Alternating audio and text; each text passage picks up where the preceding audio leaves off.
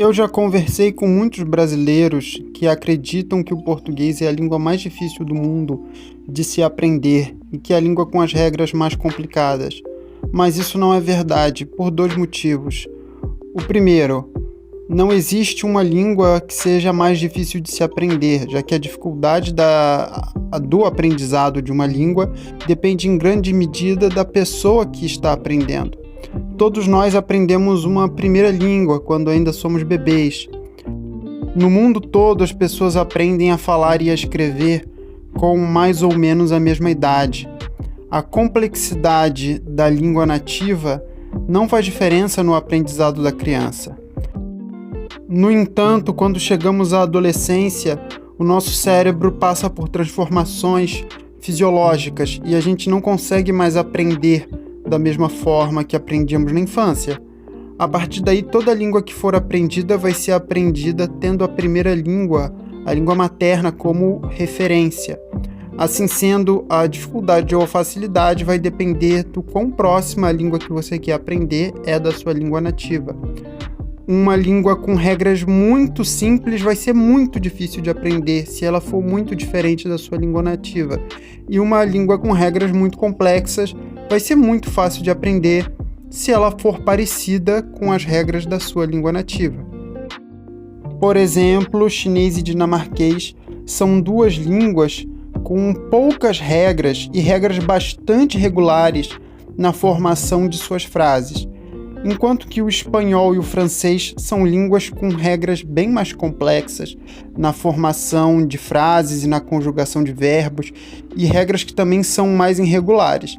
No entanto, certamente vai ser mais fácil aprender a conjugação dos verbos em francês ou em espanhol do que em chinês ou em dinamarquês, porque são regras complicadas que parecem com as regras complicadas do português. Sem falar na semelhança do vocabulário. Outro fator que determina a facilidade para se aprender um idioma ou não é o quanto você se interessa pelo idioma e o quanto você se interessa pela cultura das pessoas que falam aquele idioma. Se você estuda um idioma que você gosta, de uma cultura pela qual você se interessa, você vai procrastinar bem menos, vai se sentir mais motivado, o que vai afetar o seu progresso. Você também vai se sentir mais relaxado enquanto estuda. E é comprovado pela neurociência que se você estiver mais relaxado, o desenvolvimento durante a prática, o desenvolvimento de uma nova habilidade ocorre de forma mais rápida e com menos esforço. O segundo é que o português não é a língua com as estruturas mais complexas alguma vez vistas no mundo, como, por exemplo, o grego, que possui mais tempos verbais do que o português, ou então línguas como o alemão e o russo, que possuem declinação, que é um tipo... Vocês podem pesquisar o que é declinação, é bastante complexo, é uma estrutura que sequer existe na língua portuguesa e é bastante complexa mesmo. Ou então línguas tonais, como o chinês, onde o tom no qual você fala uma determinada sílaba pode mudar o significado da frase. Se você fala num tom mais alto ou se você fala num tom mais baixo, a frase passa a ter significados diferentes. Eu disse frase, mas na verdade eu queria dizer palavra.